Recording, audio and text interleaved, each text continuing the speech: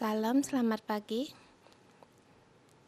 Hari ini Pastor Joshan yang akan membagikan khotbah. Hari ini kita masuk pada Amsal 27, pasal 27. Hari ini adalah hari libur di Hong Kong untuk perayaan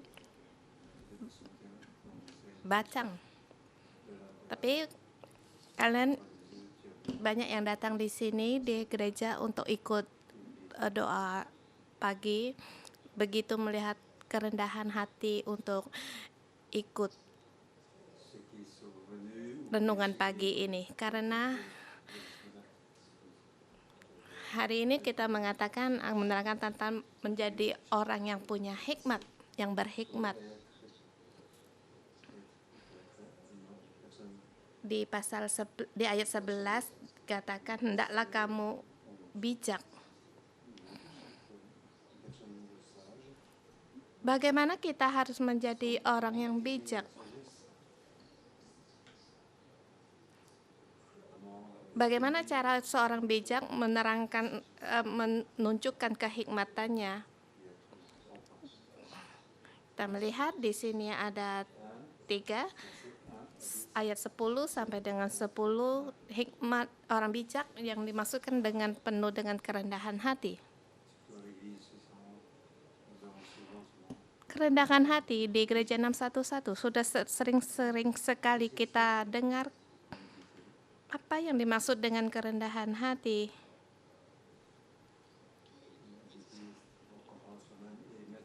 Yaitu mengenal diri sendiri dan mengambil posisi yang benar. Mengerti akan batasan diri sendiri, tahu akan ketidaksempurnaan sendiri. Mengerti akan banyak sekali yang tidak mengerti.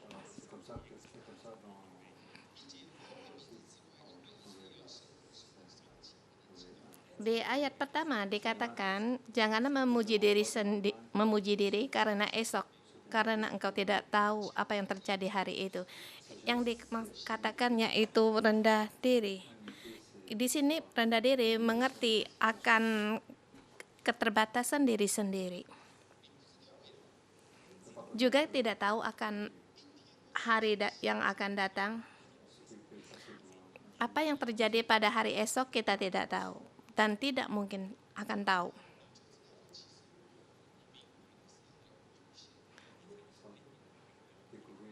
Jadi di sini kita bisa merasakan apa yang kita ketahui itu sangat terbatas sekali.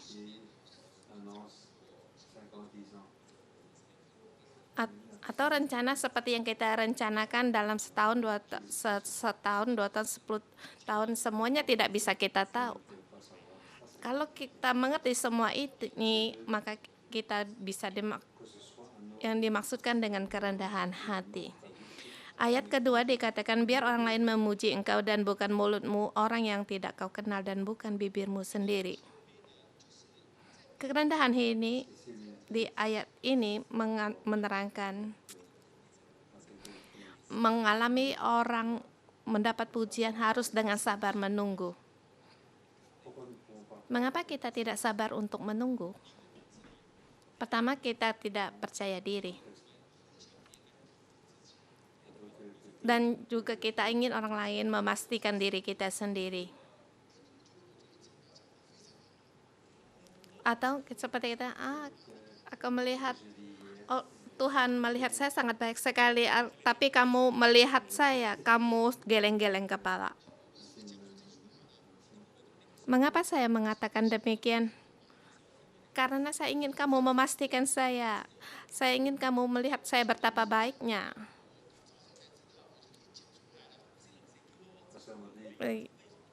Ya, sebelum dipanggil oleh pastor, saya bisa untuk mengatakan kurang percaya diri. Dalam menghadapi pujian orang lain, dia sabar untuk menunggu. Orang yang sabar bisa menunggu dengan sabar untuk menerima pujian dari orang lain. Dan bisa untuk tidak memuji diri sendiri. Dikatakan di ayat pertama dikatakan jangan memuji diri karena kita tidak tahu apa yang terjadi untuk hari esok. Kedua juga jangan memuji diri sendiri.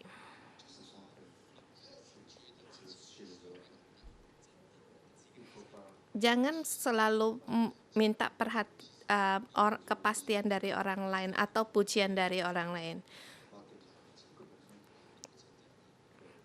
Ada baiknya kita melihat akan kelebihan orang dengan memberi kepastian bagi orang. Dengan demikian kita bisa memuji orang lain.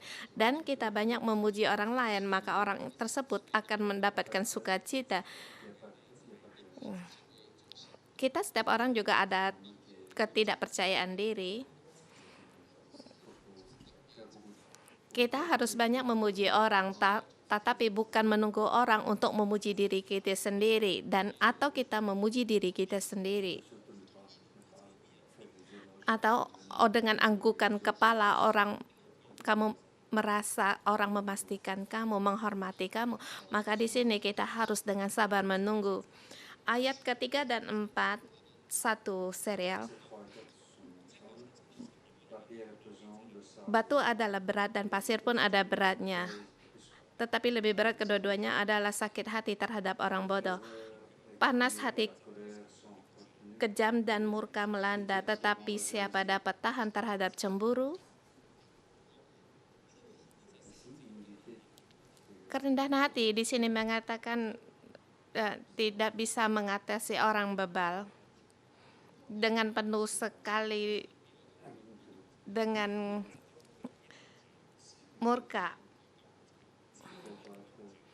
Orang bebal, orang bijak pun tidak bisa menghadapinya.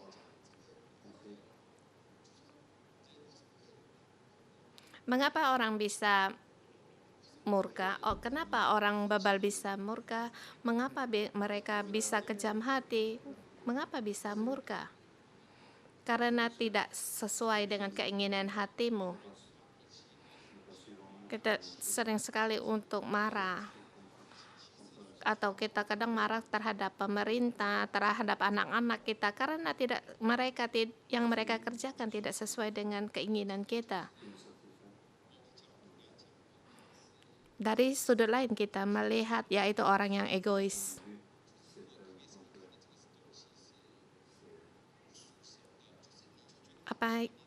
Apa yang dilihat itu bukan darinya Tuhan, dan kalau kamu melihat itu sesuatu yang bukan termasuk dalam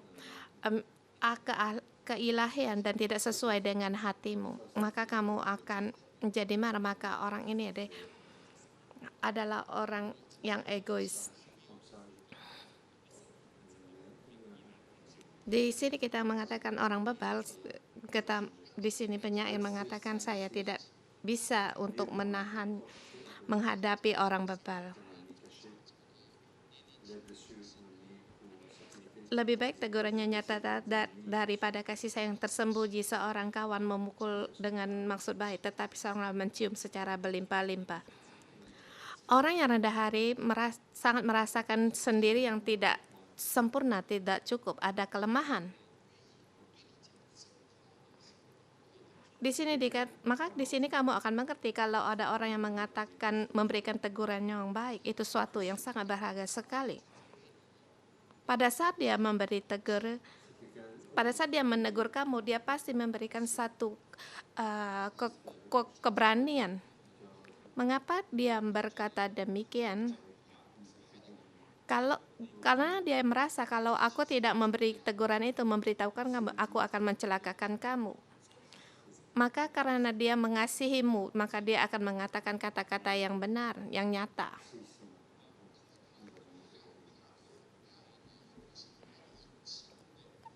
Karena dia ada takut dan juga harus memberikan keberanian untuk memberitahukan kepada kamu.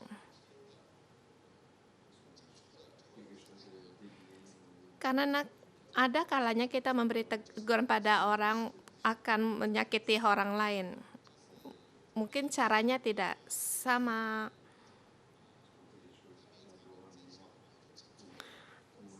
mungkin waktunya tidak tepat, maka tidak kata-kata itu dikeluarkan sehingga menyakitkan orang. Kamu harus tahu maksud semua Indo yaitu karena kasih sayang kepadamu. Ini adalah juga yang dimaksudkan rendah hati. Dan di sini mengatakan kita harus berubah dan memberikan tanggapan yang banyak sekali. Umpama,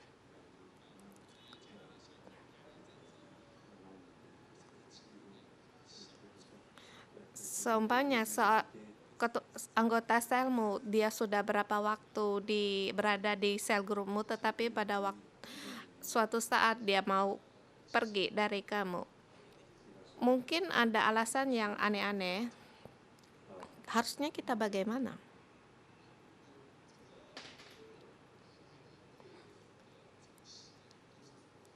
Saya dan istri saya kalau di dalam grup saya, kalau dengan satu alasan maka saya memberikan mereka pergi baik dan kami pun memberkati dia. Bukan berarti kita tidak menyayangi, menghargainya. Kami menghargai, tetapi kita harus mengerti mengapa dia berkata demikian, memberitahukan demikian pada kita. Dia juga harus memberi pengorbanan, keberanian, baru berani mengatakan, memberitahu kita. Mungkin ada kemungkinan dia juga mencari orang berdoa untuk dia agar berani mengutarakan semuanya itu pada kita. Mungkin dia bisa ada pemberontakan dalam hatinya dalam setahun dan akhirnya memberanikan diri memberitahukan kamu. Maka dengan demikian kita harus melepaskan dia. Jangan kita mengatakan orang itu tidak tahu berbalas budi. Jangan atau mengatakan dia begini, begitu, tidak baik. Kita jangan demikian. Kita harus berdiri di posisinya dia. Dia berani mengatakan demikian karena dia sudah berpikir dalam waktu yang lama.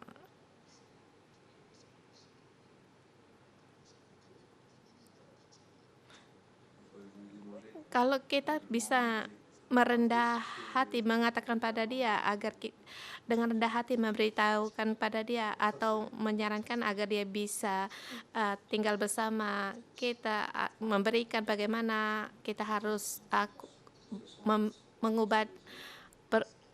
mengubah diri agar bisa kamu tidak meninggalkan kita, tetapi tidak apa-apa. Kalau dia punya alasan yang baik, kita pun harus melepaskan.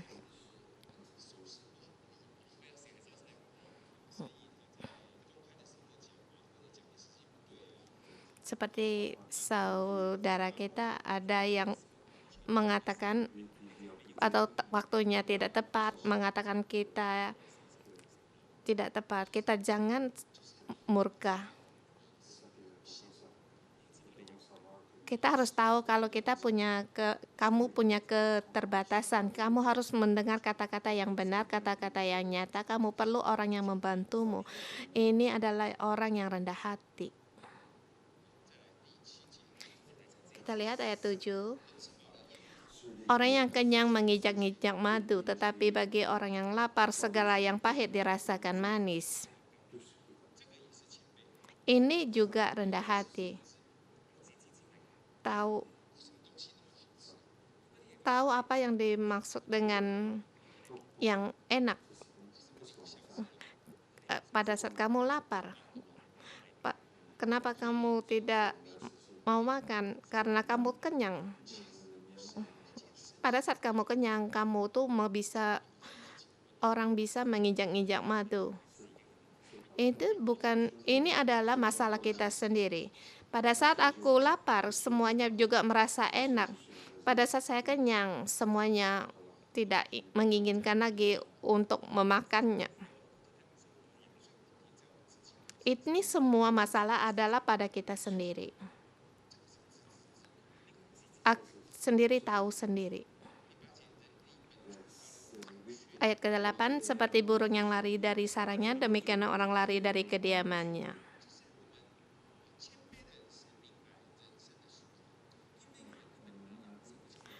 Orang yang rendah hati tahu akan siklus kehidupan. Kamu lari, udah pergi jauh, tetapi suatu saat kamu ingin kembali.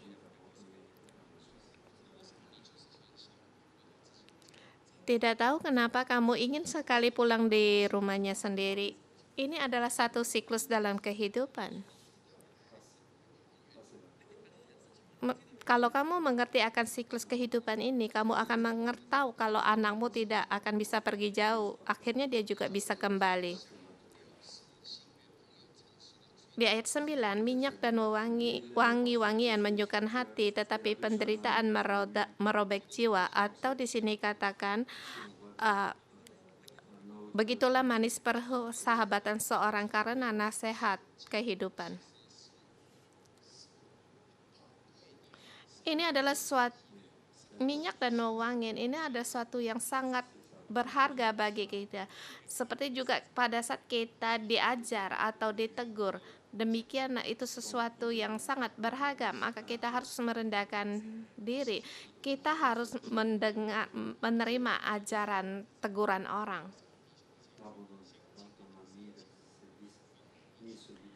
Ayat 10, jangan kau tinggal temanmu dan ayahmu, jangan datang di rumah saudaramu pada waktu engkau malang, tetap lebih baik tetangga yang dekat daripada saudara yang jauh. Ini ada kaitannya dengan ayat pertama, yaitu seumur hidup kita hari esok kita tidak tahu apa yang akan terjadi. Mungkin ada kabar baik atau mungkin ada bencana, kita tidak tahu.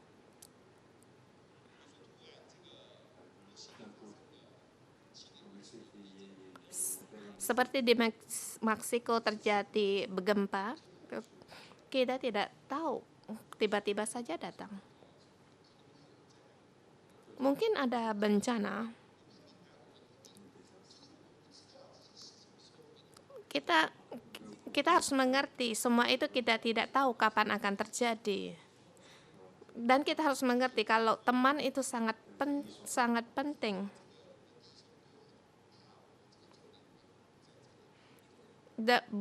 Di ayat 10 dan bukan berarti dengan arti jangan datang ke rumah saudaramu pada waktu malam.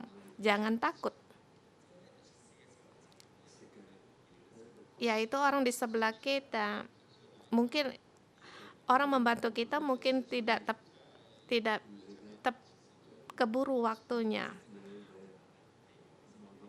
Saudaramu yang di luar negeri, di Amerika atau Kanada belum tentu bisa cepat memberi pertolongan kepadamu. Kita harus kerendahan hati, kita harus mengerti kalau kita sendiri punya keterbatasan dan perlu pertolongan orang lain. Tidak tahu apa yang akan terjadi pada hari esok. Kita harus mengambil posisi yang tepat. Dengan demikian dikatakan hikmat. Ya, dan juga dimaksudkan dengan orang bijak.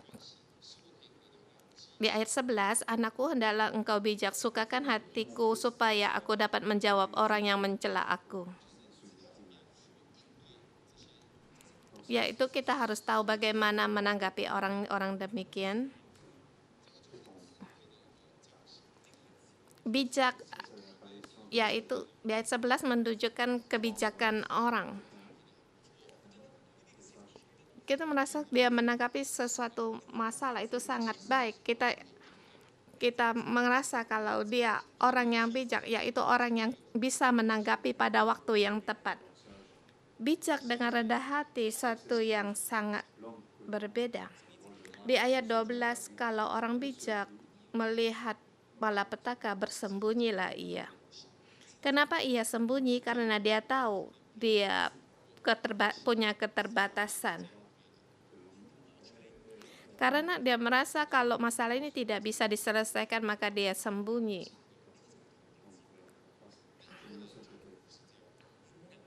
Tapi kalau orang bebal bukan demikian. Di ayat 13, ambillah pakaian orang yang menanggung orang lain dan tahanlah dia sebagai saudara ganti orang asing. Kadangkala ada sesuatu yang tidak boleh kita kerjakan, yaitu menjadi jaminan. Karena dengan demikian bisa barang-barangmu diambil orang sampai habis, pakaianmu juga bisa diambil habis dengan orang. Karena menjadi orang jaminan itu bisa melampaui kebatasan kita, kemampuan kita sendiri. Kita menjadi orang, kalau menghadapi menjadi orang jaminan, kita harus bisa melindungi kita sendiri. Jangan kita berpikir kalau kita tidak bisa menjadi jaminan itu, malah kalau kita tidak bisa menanggapi, janganlah menjadi orang jaminan. Ada kalanya ada kata-kata yang tidak boleh yang kita katakan, seperti yang dikatakan 14.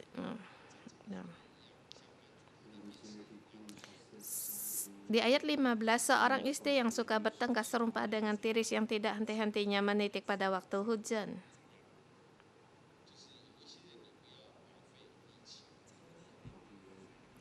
Ada kalanya terhadap orang kita tidak usah bersusah payah, seperti seorang yang istri yang suka bertengkar, orang yang suka bertengkar dari pagi terus ribut sampai sore. Maka orang-orang demikian kita tidak perlu bersusah hati untuk menanggapinya. Siang malam cuma bisa marah-marah terus. Kita tidak bisa mengubah dia.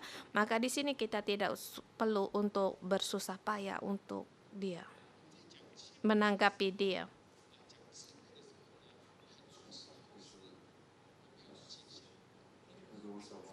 Kalau ada kalanya kita mengatakan tentang kerendahan dan kebijakan, kita harus ada batas diri, karena kita ada kalanya tidak bisa untuk melakukan.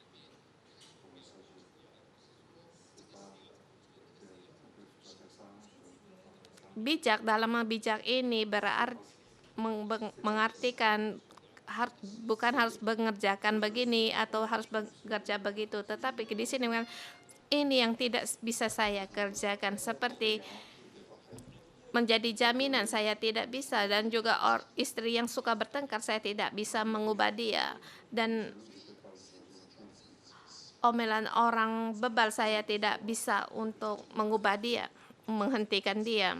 Kita harus di sini kita tahu akan keterbatasan kita sendiri. Ini adalah rendah diri, jadi kita harus mengaku dan menghadapinya. Mungkin ada kalanya kita mengatakan demikian seperti satu yang tidak agak negatif. Di ayat 17, besi menajamkan besi, orang menajamkan sesamanya.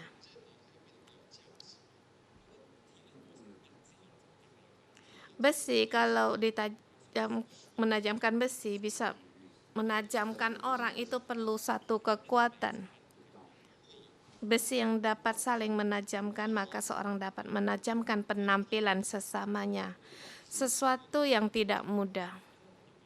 Karena harus mengatakan kata-kata yang benar, maka kita di sinilah harus mengikat, merangkul sesama dengan kawan, teman. Maka di sini kita harus berpegang pada perhubungan. Dengan demikian dia akan perlahan-lahan mengubah kita. Karena pada saat dia bersama dengan kita, dia tahu akan kekurangan kita. Maka dengan demikian dia bisa menasehat kita. Kita harus berdekat pada teman dan juga pada pendamping kita. Atau seperti pasangan suami istri yang sangat, kalau kita ada gerakan yang sedikit satu pun dia sudah tahu, karena sudah sangat mengenal sekali. Maka setiap kata-kata yang dikeluarkan ada manfaatnya bagi kita. Walaupun kadang kita berkata yang manis-manis, tetapi istri juga tahu akan apa yang tersembunyi di dalamnya. Maka sekali dibuka, dia mengadakan perubahan. dalam hidup kita. Dan melihat tentang buah ara, di situ kita harus setia. Siapa yang melihat pohon ara akan memakan buahnya, dan siapa menjaga tuannya akan dihormati. Maka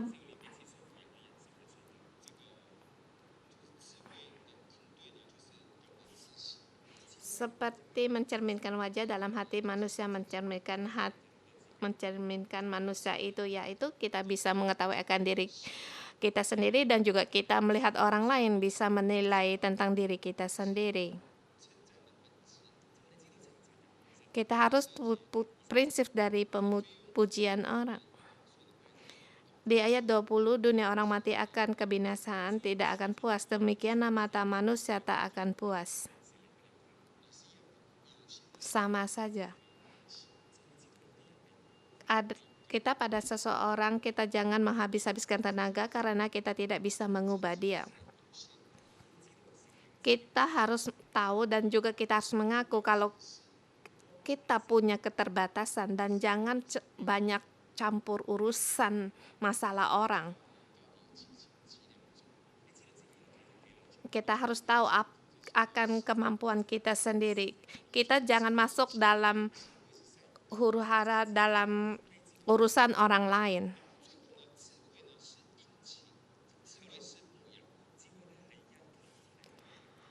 Orang yang bijak juga rajin untuk mengembala. Dia harus melakukan dengan yang baik dirinya sendiri, permintaan yang baik atas dirinya sendiri. Maka di sini dikatakan ya 23, kenalah baik-baik keadaan kambing domba, perhatikanlah kawan hewanmu, karena dengan demikian mereka akan memberikan segalanya bagimu, bisa memberikan kekayaan bagimu. Bagi kita bijak adalah dimaksud yaitu dengan gembala. Kita di sini menghabiskan waktu untuk mengembala. Karena kita tahu dengan demikian di sorga kita punya upah, di bumi juga dilindungi.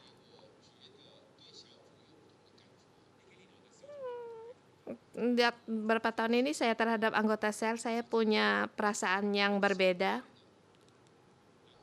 Pada saat saya sakit, yang membantu saya adalah orang-orang yang di sekeliling saya.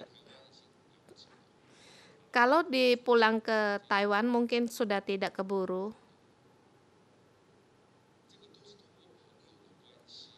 Ini adalah karena hubungan antara kawan sama teman sesama dengan bersama, sehingga saya melewati akan sebab kesusahan.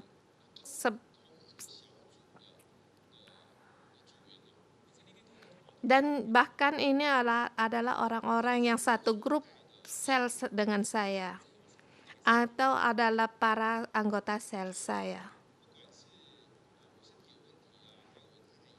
Bukan hanya karena saya sakit, dan juga demikian juga dengan istri saya waktu ada kecelakaan. Ini semua adalah yang membantu saya. Kami adalah orang-orang yang di sekitar kami, saudara kami, bukan saudara orang rumah kami. Di sini saya melihat sesuatu yang sangat besar sekali akan pelindungan bagi kami, dan juga maka kita harus merangkul akan perhubungan ini sehingga menjadikan kita satu, bisa yang membantu kita dan melindungi kita. Kita mohon Tuhan untuk membantu kita agar kita mengerti kalau kita ada keterbatasan dan ada yang tidak boleh kita kerjakan. Kita juga harus setia pada orang lain. Dan juga kita harus rajin dan tertuju pada pengembalaan. Dengan demikian kita menjadi orang yang bijak. Kita mohon Tuhan untuk membantu kita. Mari kita memuji Tuhan. Haleluya, berikan pujian pada Tuhan kita, Tuhan Yesus Kristus. Mari kita memuji Dia.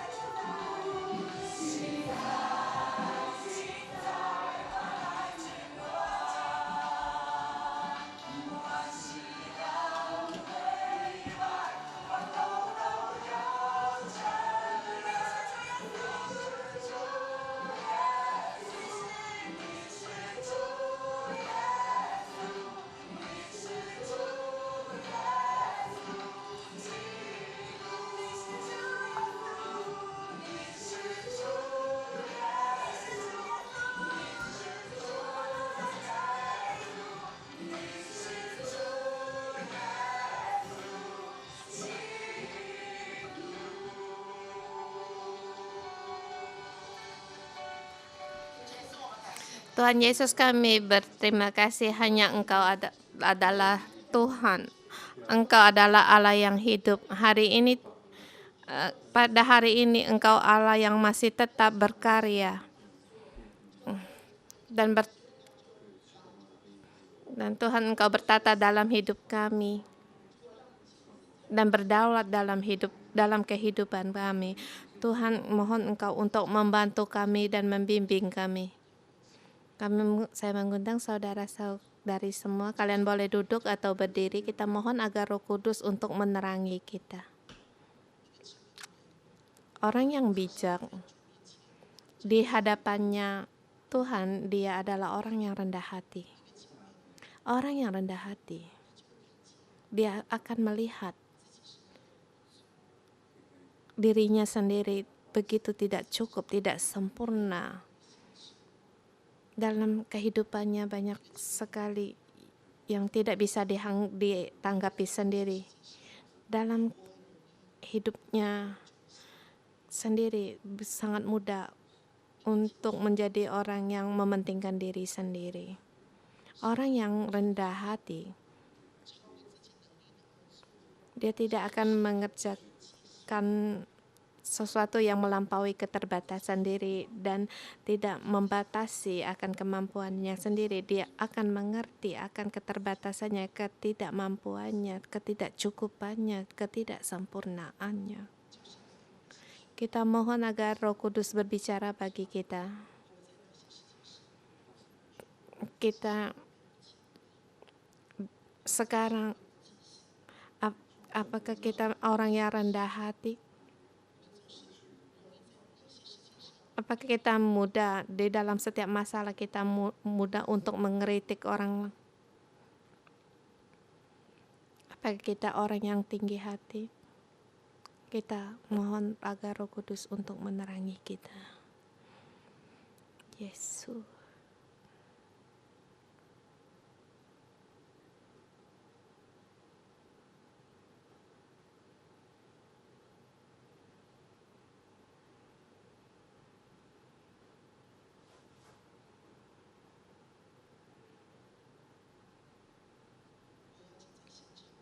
Saya mengundang saudara-saudari yang di online dan juga yang di tempat ini, dengan staf gereja semua, saudara-saudara kita berdoa. Kita mohon agar Tuhan mengampuni kita. Di dalam setiap masalah kita adalah orang yang sombong, tinggi hati, kita tidak rendah hati, dan kita orang yang tidak berhikmat, tidak punya kebijaksanaan. Kita mohon pada Tuhan dan berdoa bagi Tuhan. Kita mohon Tuhan untuk mengampuni kita terlalu tinggi hati, egois. Ampunilah.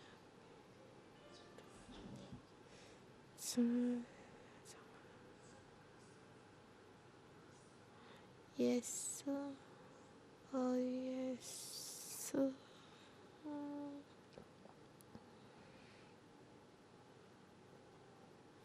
Yesus, ampuni kesalahan kami,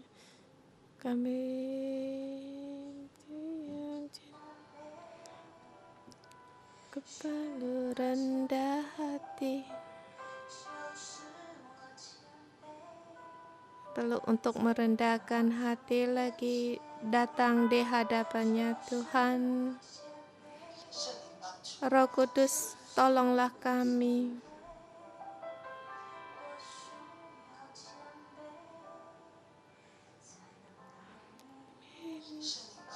Roh Kudus, tolonglah kami.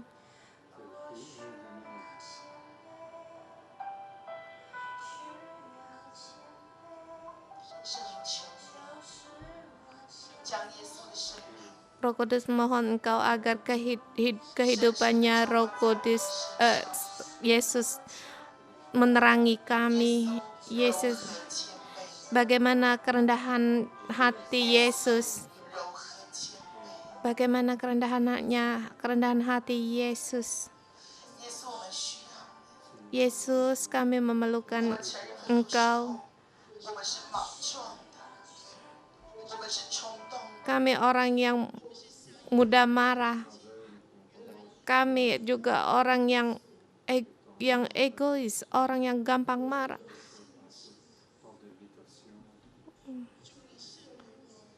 Penuh dengan mementingkan diri sendiri. Bahkan kami menginginkan yang baik-baik. Kami tidak punya keterbatasan. Tuhan Yesus, ampunilah kami. Ampunilah kami. Kami menggunakan cara kami sendiri untuk mengubah orang yang kami sayangi. Tuhan, ampunilah kami. Selalu menganggap kami lebih baik, lebih benar dari orang lain. Tuhan, saya sebagai wali saya sendiri, staf gereja atau saudara-saudari kami datang di hadapan-Mu, mengaku kami bukan orang yang bijak. Kami mengaku kami tidak rendah hati. Kami juga mengaku untuk perlu diperbaiki. Dan juga kami tidak, Tuhan, kami mengaku kami tidak mau menerima teguran orang lain. Kami mengaku tidak seperti Engkau. Tuhan, bantulah kami. Bantulah kami semakin menyerupai Engkau. Tolonglah kami dengan bersabukan kerendahan hati, mempunyai telinga untuk yang mau mendengar, dan juga mempunyai dengan rendah hati mau menerima teguran dan nasihat orang lain. Tuhan Yesus, kami memuji Engkau. Kami berterima kasih padamu. Tuhan Yesus, kami berterima kasih hari ini Engkau memberikan firman-Mu kepada kami. Tuhan, kami ingin menjadi orang yang bijak.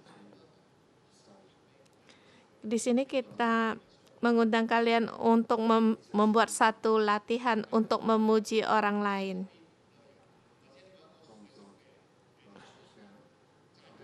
Atau kamu mencari orang yang kenal atau di orang rumahmu atau yang di sebelah kamu belajar untuk memuji orang lain.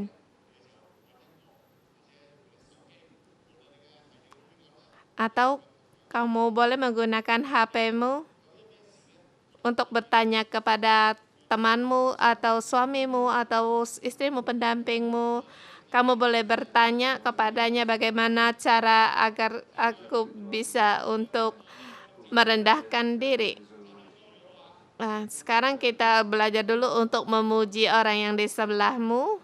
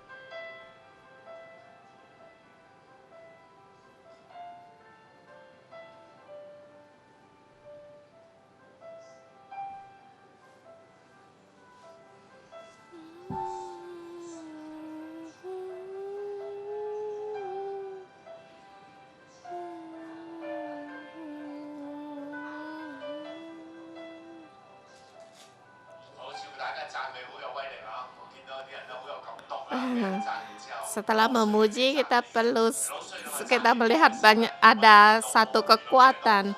Karena setiap kita memuji seseorang, maka orang akan merasa senang dan memberikan kekuatan. Sekarang kita tenangkan diri kita dengan HP kita untuk menulis kepada teman kita, pimpinan kita, atau pendamping kita, teman-teman kita.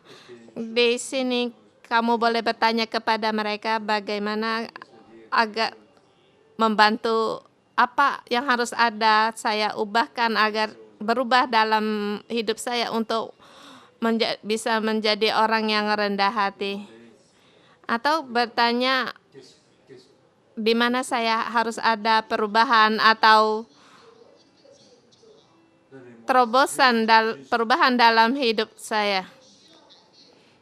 Kita tanya kepada mereka satu masalah cukup, di mana harus ada perubahan dalam hidup saya. Ya, jangan terlalu banyak. Kalau terlalu banyak nanti kamu bisa menjadi orang yang tidak percaya diri. Sekarang gunakan HP-mu, bertanya kepada teman yang kamu percayai, ketua selmu, pimpinanmu. Kamu tanya kepada mereka agar mereka mengoreksi diri kita untuk dalam hidup kita agar bisa berubah.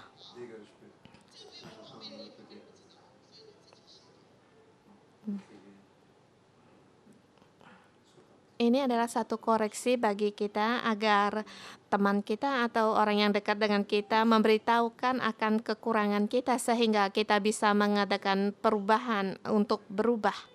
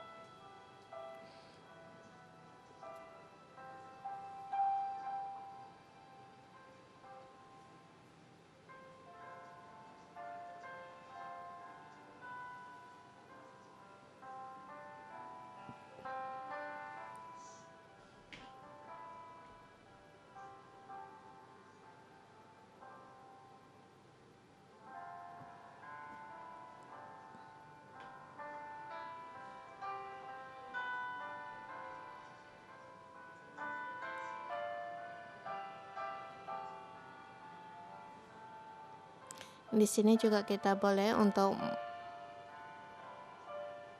mau minta pendapat dari teman kita.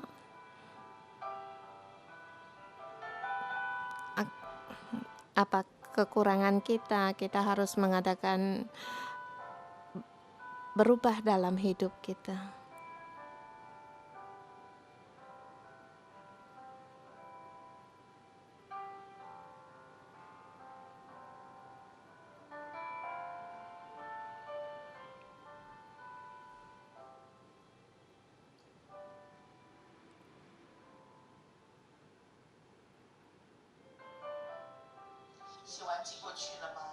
Sudah selesai?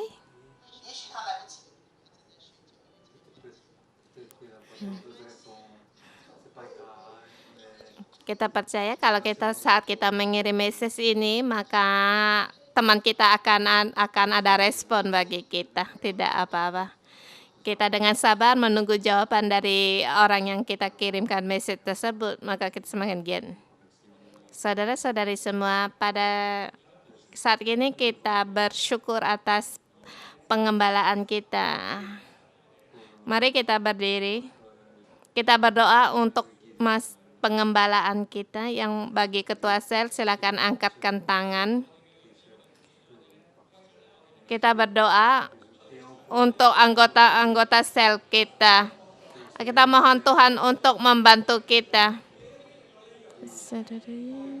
Atau ketua sel, banyak domba-dombanya yang telah meninggalkan dia.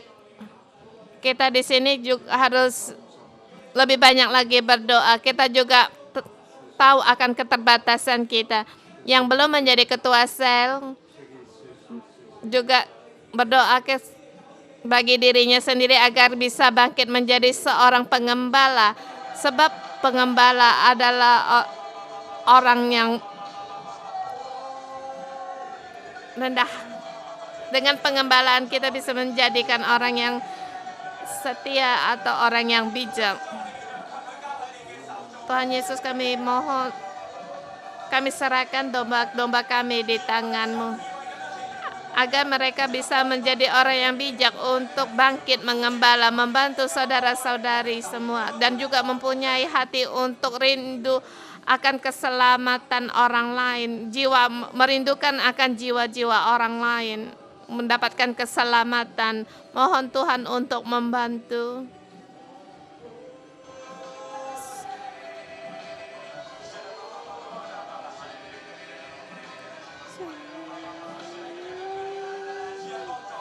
Tuhan, tolong kami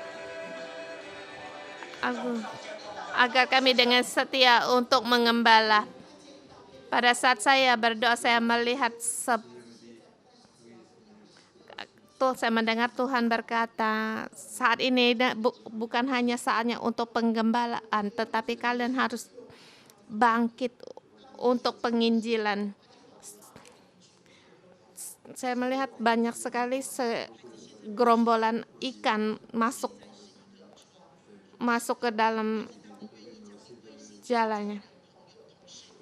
Saudara-saudari, pada saatnya kalian untuk bangkit untuk mengembalakan, datang membawa orang-orang di hadapan Tuhan. Ini saatnya untuk panen. Ini saatnya untuk menuai. Ini saatnya untuk penginjilan. Kami melihat bergerumpul ikan masuk. Ini saatnya untuk penginjilan. Kita berdoa untuk 611 untuk mengurapi setiap ibadah, agar setiap orang yang datang ibadah, teman-teman baru yang baru datang ibadah bisa menerima keselamatan ini. Agar juga kita berdoa untuk orang-orang yang kita kenal yang belum menerima Tuhan Yesus, orang-orang rumah kita, agar mereka juga bisa mengenal akan Tuhan Yesus Kristus, sehingga keselamatan ini terjadi pada mereka, ada pada mereka.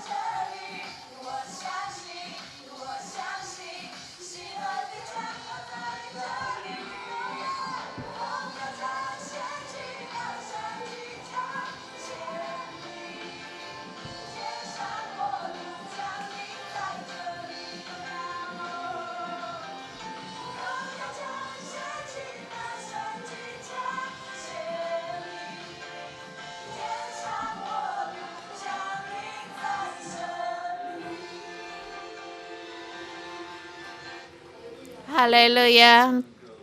Tuhan, kami memuji Engkau. Dalam nama Tuhan Yesus, memberkati semua. Dalam hatimu ada kerendahan hati dan punya hati yang mau untuk diajar. Tuhan, Kau memberi kami anugerah agar bisa untuk merendahkan hati. Dan juga dalam pengembalaan kami, yaitu saat pada penginjilan ini, Tuhan, Engkau membantu kami agar kami bisa mengikuti jejak-Mu. Pada saat kami ikut mengerjakan pekerjaan-Mu, semua ini juga Tuhan, Engkau menggetapi. Dan juga menikmati akan hubungan yang baik antara sesama. Dalam nama Tuhan Yesus kami bersyukur dan berterima kasih. Amin. Doa pagi kita sampai di sini. Sampai jumpa.